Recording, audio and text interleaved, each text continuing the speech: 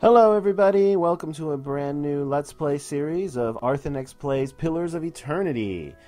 I've been really looking forward to this game ever since I saw some of the videos and previews that have come out, watched some of the panels at various conventions, and it looks awesome and utterly amazing.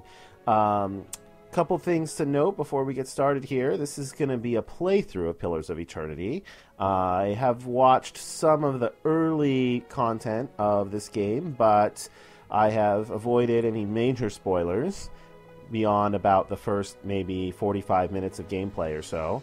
I've done a little bit of thinking about what kind of character I want to make. This is going to be a playthrough series. It's not going to be a tutorial to tell you how to play the game. It's not going to show off all of the different features. It's not a review. It's just a playthrough. So I'm hoping to play this game, have some fun with it, enjoy the experience, and you guys can share it with me, hopefully. As it is just a playthrough, I will probably be dying a lot. I'll probably make horrible, terrible mistakes, and I'll be reloading. Hopefully I won't have to reload over a whole bunch of stuff, but if I do, I do. It's a playthrough. It's not going to be super serious, but hopefully you guys will enjoy seeing it. My only goal is to make it to the end of the story and have a lot of fun along the way, and I hope you guys will share it with me. So we're just going to start a new game. I'm going to play on hard for starters. If it's too hard, I might tone it down to normal, but we'll see how it goes. Not going to do Iron Man or Paths of the Damned or anything crazy like that. Alright, here we go. Obsidian Entertainment presents Pillars of Eternity.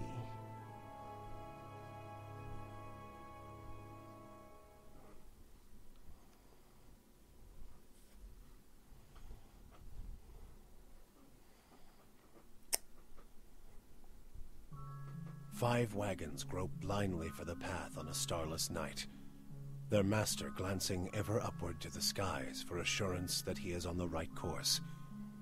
A dim lantern his only protection against the encroaching darkness. But the skies bring no comfort, shining no light, betraying no hint of what they know. The caravan carries travelers bound for the frontier hamlet of Gilded Vale, you among them, where a local lord has offered land and wealth to settlers from abroad looking for a fresh start. You have taken suddenly ill, sweating and shivering, and one of the other travelers signals for the caravan master to stop on your behalf. He pulls up just in time to avoid plowing into the trunk of a fallen tree that bars the way ahead. You will go no further tonight. Alright, so like I said, I've taken some time to think about what kind of character I want to play. We're going to be male. I'm going to play a dwarf this time. I don't often play dwarves in role-playing games, but it just happens to fit the concept that I want to play. So we're going to do a dwarf. They have +2 might, +1 constitution, and -1 dexterity, and we are going to be enhancing those attributes, as you will see. We're going to be a mountain dwarf. I like the poison and disease resistance more than the accuracy against wilder and primordials. So, plus, I mean, come on, you got to go with the beard. Real dwarves have beards. That's just the way it goes. Alright, so, continue on. We are going to play as a chanter. I'm very intrigued by this class. It looks very interesting. It's basically the way it works is we're going to be chanting kind of a poem or a liturgy. I don't know if that's the right word, but we're going to be chanting repetitive phrases over and over again. We're going to go back and forth between two of these phrases, and then after we do them enough, it'll unlock another phrase. So we're going to do these two. This one is minus concentration, and I'm hoping to eventually combo this with another character who's designed to interrupt attacks. So this will help combo with that. And then this one is a damage over time aura, which is just really good. So we're going to choose those two. We are going to, for our finishing chant, I'm going to take this one. This one Does some AoE damage in a cone and knocks enemies back and has a chance to stun them. And I really like the AoE damage knockback. It's good against just about everybody. It's foe only, so we don't have to worry about hitting our friends. And on top of that, I'm planning on making this guy like a polearm fighter. I don't think Chanters are quite tough enough to stand in the front ranks. But I'm hoping he can stand kind of in the second rank and hit people with the polearm and buff up all of his other melee allies. So we'll see how that works out for me. So like I said, I'm going to kind of enhance this. I'm going to drop his attack speed way down. He's not going to hit very often. Before I actually do this, I want to choose this so that I get my final stats correct. So I'm choosing the Living Lands not just for the +1 might. I guess I could read the background. The Living Lands is the mountainous region of a large northern island renowned for its diversity of plant and animal life. Its weather is unpredictable and ecosystems vary dramatically from valley to valley. The Living Lands are home to an assortment of races and a variety of colonial and independent settlements. So we're kind of from the frontier, but the main reason I want to do this is so I can take the scientist background. I'm just really intrigued by a scientist background in a fantasy game. I want to see what happens, what things are connected to it, and it sounds like fun. So the rules that govern the world are a set of alchemical formulae to you, waiting to be discovered and manipulated. It also gives us +1 rank in each of the 2 skills that our class starts with, which is nice, since you really kind of want to stack up a whole bunch of the same skill on each character. All right, so now we'll go back and sort out our stats. So we're going to max out our intellect, because Chanters are all about buffs and debuffs and area of effect stuff, so intellect is really good. I'm going to bump up my resolve. Not just for the concentration and will, but mainly because I want this guy to be really charismatic. And resolve is is kind of the charisma trait, leadership, other sorts of things. So I'm going to bump his resolve. I already kind of tanked his dex. We'll give him 15 might, 12 constitution, and 12 perception. So he's going to be fairly well-rounded, but he's going to be super smart and incredibly clumsy. So very high intellect for a dwarf, but otherwise he's pretty dwarfish as far as PCs go. So that's going to be our stats. So let's do his appearance really quickly. I actually quite like this facial hair. Yeah, I like that head too, so we'll stick with that. Hair, I kind of like this one. Yeah, I like that. Okay, for colors, we're going to do black and red to match his hair. Always one of my favorite color combinations. All right, and we'll give him a little bit paler skin.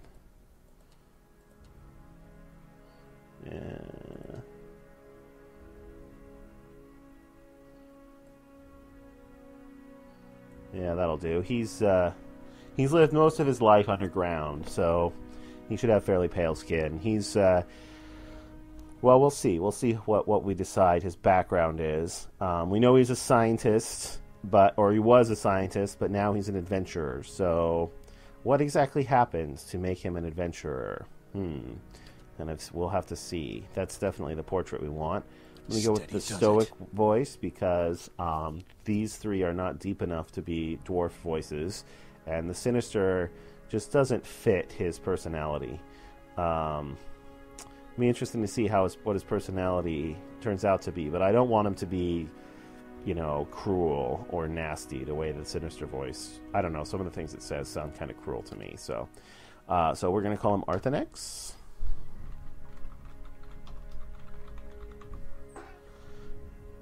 All right, accept, and head out.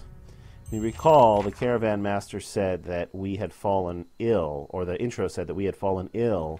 The caravan was stopped by a fallen tree. So here's our camp. The caravan master finishes addressing the group, his bushy red mustache and sagging jowls quivering as if for emphasis. Everybody stays close to the wagons, got it? Stay out of the woods, and beasts take you if you were planning a stroll through those ruins up there. He nods toward a looming black mass on the hillside. Whole area's crawling with hut-dwelling types who would be happy to stick an axe in you for trespassing. So mind that you don't track mud on their sacred blazing rocks. Tonight, everybody stays put, and in the morning we'll get the path cleared. Gilded Vale's less than a day out. Understood? Last, the caravan master turns to you, frowning as he looks you over. Touch of the rumbling rot, could be. There's a stinging beetle round here, carries it. You'll be fine once it passes your innards. Unless you don't drink water, course. Which case you'll be dead in a day. There's a berry grows in these parts, small and pink, called a springberry. About the size of a fingernail. Give you cramps if you eat it, but the frontiersmen make a tea from it.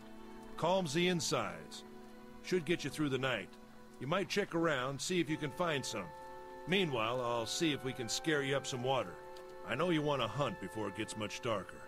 But see about refilling our water first. Odema looks over his shoulder at his assistant, a lanky, intense man named Sparfell, who carries an old sun-bleached bow. Sparfell nods and slides the worn bow over his shoulder. And where would I find these berries? They grow on a bush that's common round here, kind of funny looking. You'll know it when you see it. Doubt you'd have to go far off the road to find one. What are these ruins, anyway? Nothing you won't see on half the hills of Air Glonfoth. Money to be made selling their knickknacks in Defiance Bay, if you don't mind getting stuck with Glonfoth and arrows now and again. They didn't build them, but I'll be the effigy if they don't watch them like a mother bear. Of course, all the ones around here have been ransacked 10 times over. Got nothing left worth half a pond, so I hear. So who did build these ruins? For 'em. Settlers called them Ingwithans. Nobody that liked them enough to stop them becoming ruins, tell you that much. And what are all these huge rocks coming up out of the ground? They don't got Adra where you come from? Well, it just grows up out of the ground like this. Goes deep like tree roots. Some of it all the way to the heart of the world, you believe the stories. It's more like a shell than a proper rock. Easier to work if you're a mason. Got all kinds of strange properties. Seems to have some kind of life of its own. Dies if it gets dug up. Loses its luster. Folks think it probably grew at one point or another, but not these days. So I have a suspicion that the Pillars of Eternity in the title refers to the Adra somehow, but of course I have no real idea. We'll see if I'm right or wrong. The Defiance Bay use it for different things. I've heard tell it can hold a man's soul, but I don't care to see it. Got enough to worry about without seeing something like that. I'll just go see about these berries then. Hold on. Take someone with you. I know you're not some helpless tenderfoot, not like most of this lot. But you drop dead, I don't want to be looking for the body. Got a schedule to keep. He scans over the other travelers, resting his eyes at length on a sturdy, armor-clad woman who has spent the journey's night sleeping on uneven ground without a blanket or pillow. Kalisha. Kalisha! Eventually, the woman looks up. He needs to find some springberries. Watch that he doesn't drop dead. No promises. What kind of guide says something like that? Kind you can afford. Don't listen to her. You're in good hands. And I pay too well, if anything. Off with you. Hayden should have supplies. See that you're equipped before you head out. We're in harsh country. Get your berries and hurry back. And if you get so much as a tickle of wind, you drop everything and you run. Something in the air tonight. If it's a Beawick, we'll shelter in the ruins. Hut dwellers be damned. You heard the man. Let's get going before you keel over. All right. So, I'm going to skip most of these because I've played a bunch of Infinity Engine games back in the day, and most of that stuff is kind of pretty familiar to me. We just finished talking to him.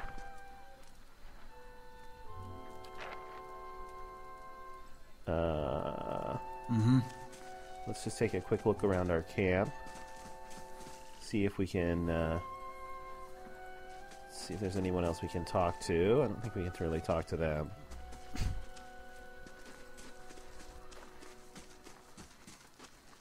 Another caravaner.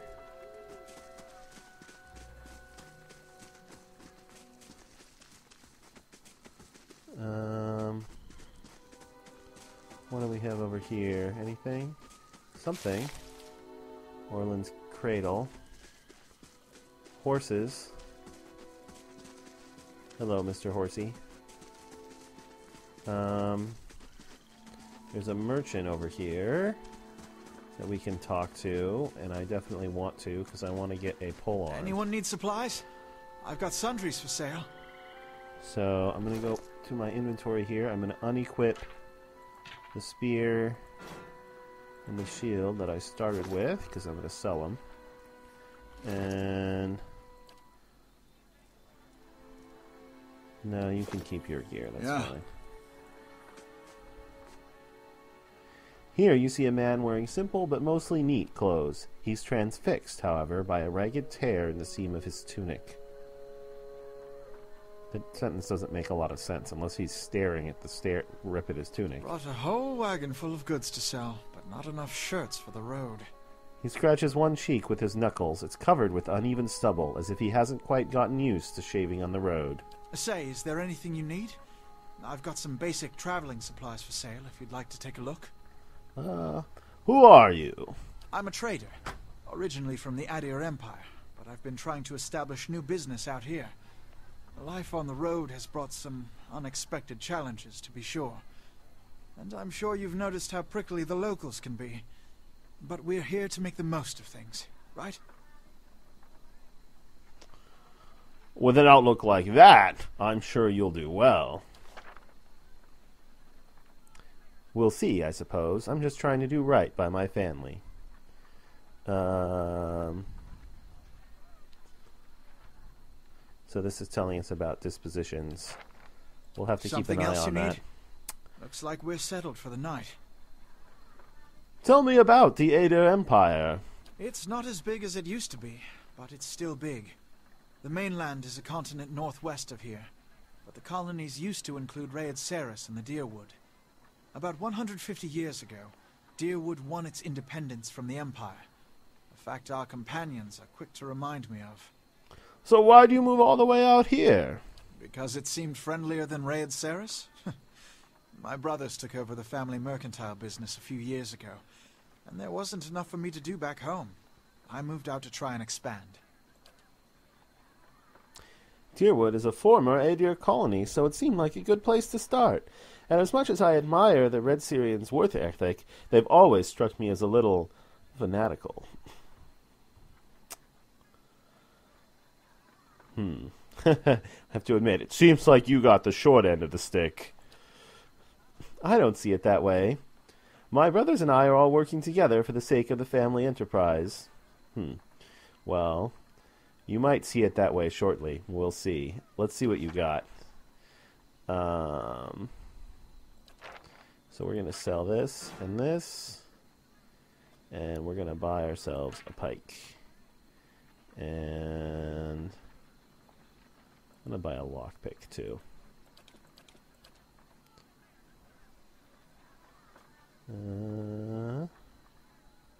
Unless I want to buy armor. Oh, that's 300 copper pieces. I can't afford that. It's too bad. I'd like to. I kind of want to get the heaviest armor I can get. But can't afford it. Oh well. Okay, so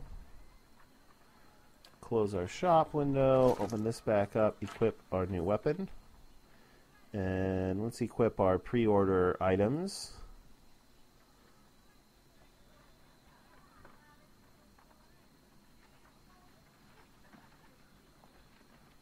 I don't know what that does, but... And this is a tiny Titanic pig. It goes in our... Is that a pet slot? Is that what that is? Yeah, we have a pet slot. That's kind of cool. Sure. There it is. Huh, interesting. I love it, actually. Right. Huh. Right. Off we go. It's kind of like a... It's kind of like a MMORPG pet slot.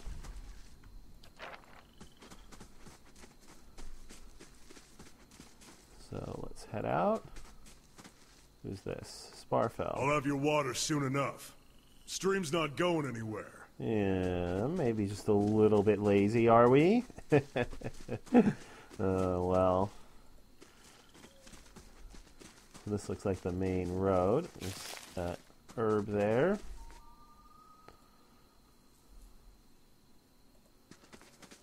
We shouldn't stray too... Let's check by those outcroppings. Alright. Let's check by those outcroppings. Alright, we got a couple of wolves here. So, that voice you heard was us starting our chant. Hmm? So, we're starting to attack you, and then we'll come in afterwards and try and clean things up. 2 per rest. Restores a moderate amount of endurance to the wearer each time it is used. Oh, that's nice. And we don't have quite enough to do this yet. Now we do. Let's do that to the young wolf. He didn't push him back because he had his back against a wall. Alright, so we got some wolf pelts. We'll put those in our stash. And This is it. What you need? Oh. You come with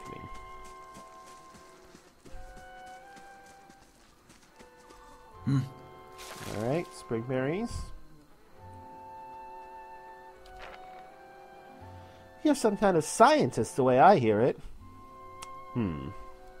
So, I could be a detective. There's a lot of demand for substances that alter the mind. So I could be a procurer of forbidden substances, or I could be an alchemist. I think I'm going to be a detective. I'm quietly a big Sherlock Holmes fan, and I quite like the idea of being a dwarf scientist detective. Yeah, how is it you happen to come here?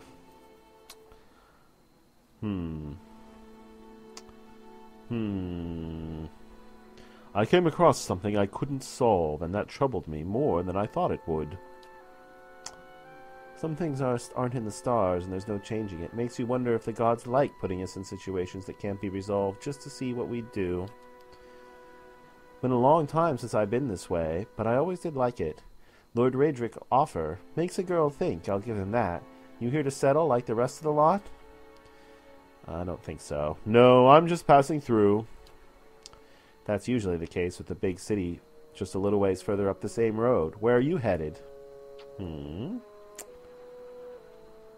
going to continue on to the city and see where that takes me.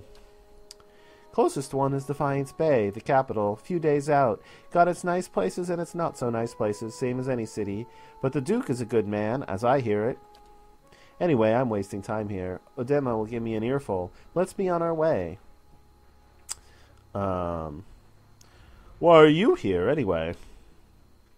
Felicia sighs unevenly. Her eyes search the ground at her feet. My sister moved out here some time back. She sent me a letter. She seemed worried, but that's how she always is. This time, though, she asked me to come out, and that's got me a little worried. I haven't seen her in ages. Been doing guide work in Ixamiddle. But I'd do anything for her. She's a much better woman than me, so I'm here, and we'll see. Odema I've worked with before. He doesn't usually drive a route this way, but he's doing it for me. Tell me about yourself. I've got simple needs. I like open skies and far horizons. I find work that lets me live that way. My family wanders too. We started in Deerwood, but my parents ended up in the Living Lands. I've got a brother in Rautai, I think that's how you say that, and another in Ader. My sister in Gilded Vale, she's the only real homebody. What can you tell me about the Deerwood? I'm not much for history, but from what I know, it used to be part of the Ader Empire. Broke off after a war some years back. The locals here are feisty, and that's how they like it. I've been out of touch, but I've been hearing weird kinds of things about it lately. People having trouble giving birth, I guess. A lot of them. Been going on for years now, but somehow it's getting worse. I'll have to ask my sister more about it. Alright, let's get back to camp. You know, I wouldn't hold my breath that Sparfield's getting you water anytime soon. He does what he feels like when he feels like it. Yeah, I noticed that. We should check up on him first. Slap him around a little. Stream's just down that way. Come on, let's get you your water. Mm-hmm. Alright. I think this is the direction that the stream is. Looks like there's an herb up there. We can grab.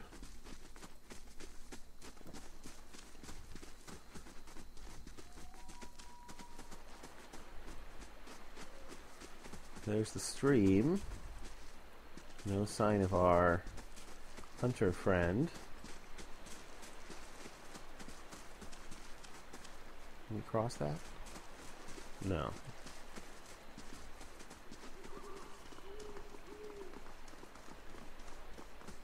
What a surprise. Sparfel went hunting. At least he left the water skins. Come on. You crouch at the riverbank and dip your water skin in the cool water while Celicia waits nearby, keeping watch. As you rise, you notice her look up sharply towards the tree line. Out of the trees emerges Sparfel, one of the guides, barely discernible in the dim moonlight. He no longer carries his bow, and there is a strangeness to his gait, a spastic wobble as in his ordinary deft stride as he moves towards you with labored breath. Sparfel? Are you all right?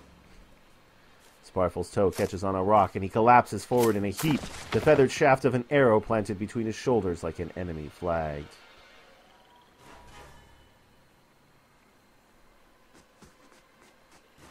Ambush!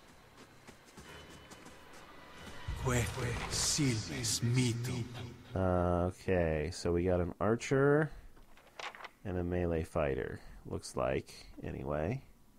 Yeah, he's definitely got a bow. Alright, so what you need? send you to deal with this guy, and we will step in as soon as you engaged with our ally here. Alright. Get over there. Alright, do we have our spell ready yet? Not yet. Now it's ready. Let's pop off our spell. And then charge in here. Boom! Was that a crit? Yeah, 25 slash damage. Wow, 30 minus 5 defense. Awesome. Okay. Come on, we have to get back to camp. Loot. So there's a hunting bow. I think I'm going to take that. Hide armor is slightly better than my padded armor. And 2 agates can go in the stash. And does this guy have anything worth taking? He's got some money. Alright, so let's equip the hide armor. Put that in my stash.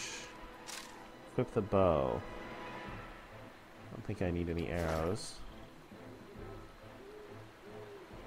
I'm gonna have to check and see what the weapon swap hotkey is.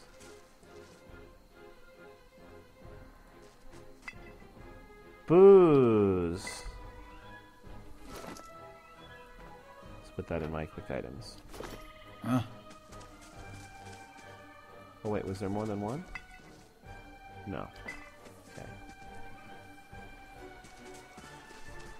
Anything up here?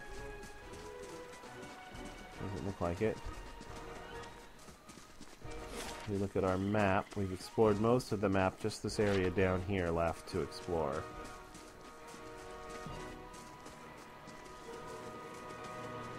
Nothing doing that way. Go back across the bridge.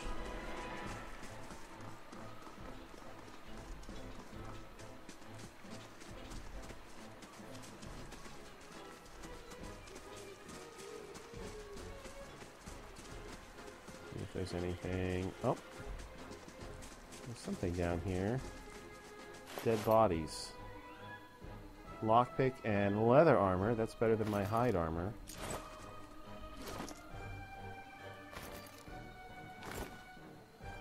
the other armor. Put the hide armor in the stash. As you can tell, I'm just going to wear the heaviest armor I can find. Kind of not going to concern myself at all with attack speed on this character.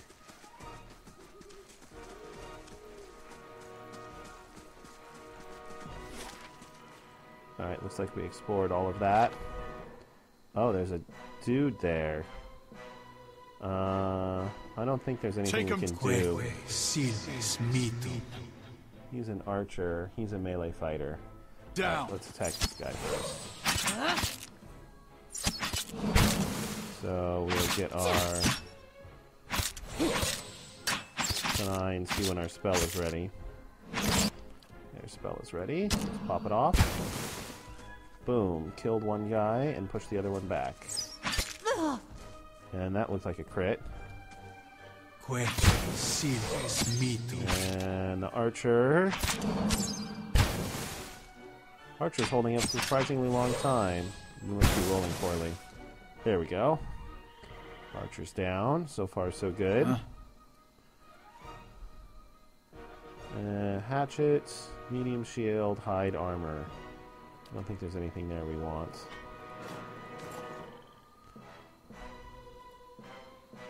And hunting bow.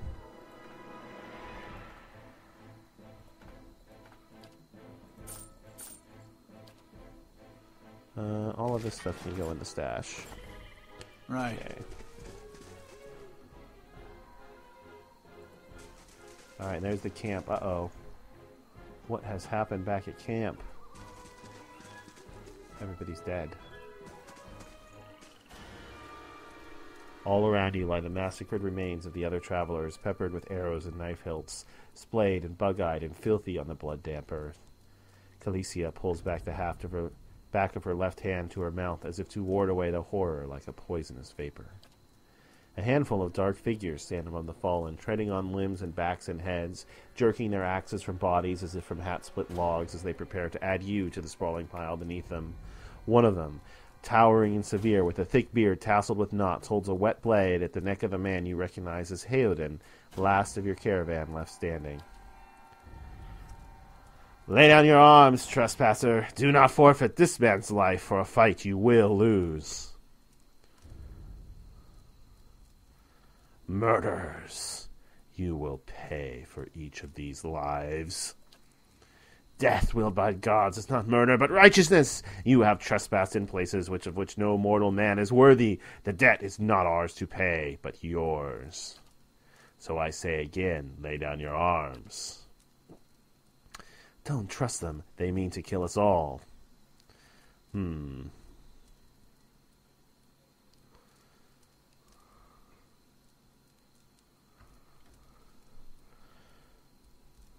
Well, how would my character get through this?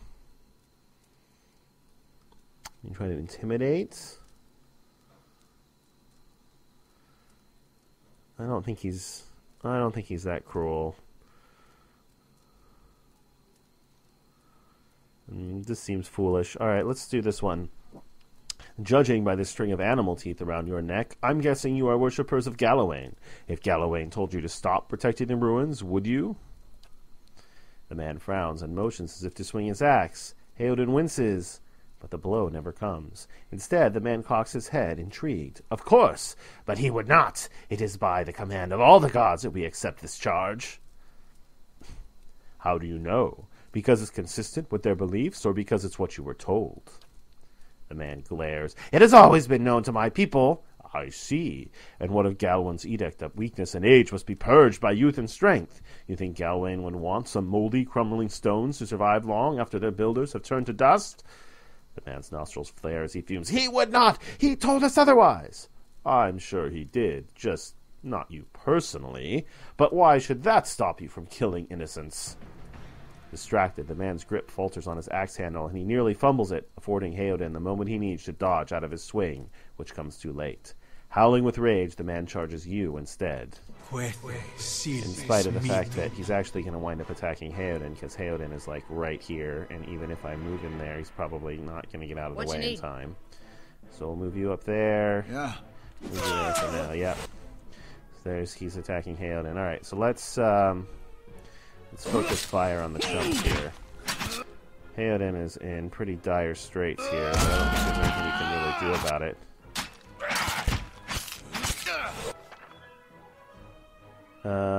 Heoden is knocked out.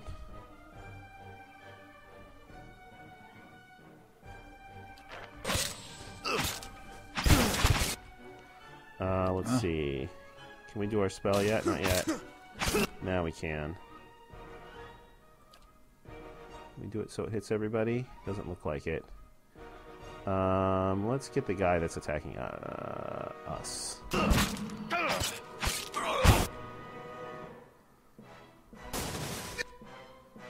Did she get knocked prone?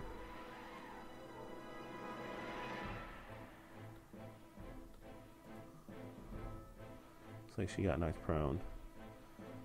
Who's the most beat up amongst these? Looks like it is this guy. Quick.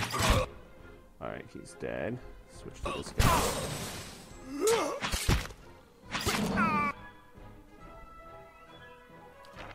Okay, she's fatigued. We're gonna win, but it's not as clean as it could be. Alright, he's dead.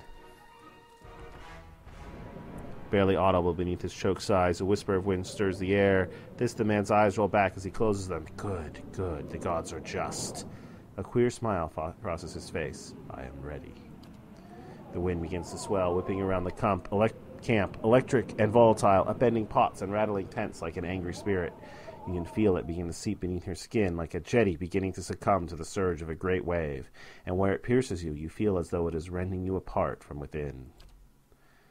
Seated against a wagon wheel amidst the howling maelstrom, slashed across the chest and bow, Odema's body stirs, and with great effort he raises his sagging head, his eyes barely open.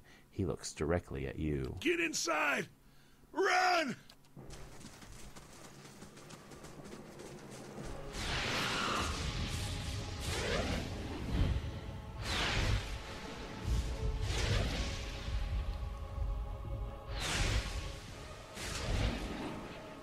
Straining against the gale that threatens to pull you off your feet with every step, you set your hands in the worn folds of a weathered rock and set about pulling yourself up the precipice. With a last burst of energy before your arms give out, you swing yourself up onto the ledge. Heoden trails behind, slowed by injury and delayed by early hesitation. As he nears the face of the rocks, one of the fallen attackers, who had been feigning death, lunges for Heoden and topples him to the rocky ground. Alright, well, we can get another pike. Restrained, Heoden lashes out against his fatigued assailant, but struggles to break his hold. They are close to you. Despite the wind, from your position, if you were to throw your weapon at the attacker, you would have a good chance of hitting your mark. Certainly don't have the dexterity requirement. Your aim is true, and the hit jars Heoden loose. Lurching to his feet, Heoden clambers up the base of the rocks. As he nears the top, however, the wind flares, pulling him sideways and tearing one of his hands free. But diving out onto the hard rock, you manage to catch hold of it. Securing his other hand, you pull with waning strength, but it feels as though your arms would be jerked from their sockets. They hold just long enough for Heoden to set his feet and join you on the trembling ledge. There is a deep resonance to the swelling wind now. You feel it in the rocks beneath your feet and inside the cavity of your own chest, as though it would shake the marrow from your bones. Each new gust menaces the old stones before you, loosening connections, unsettling balances. As you dart beneath the old archway, the entire portal begins to fall beneath its own weight. And that is where I'm going to put a cut in this video. Was that? So, thank you everybody for watching. I hope you've been enjoying it so far. If you have, please consider liking the video. Since this is the first episode of a new series, it's especially helpful to me if you like the video. And of course, if you want to see the continuation of this series, feel free to subscribe to the channel as well. Either way, though, I hope all of you out there have a terrific day.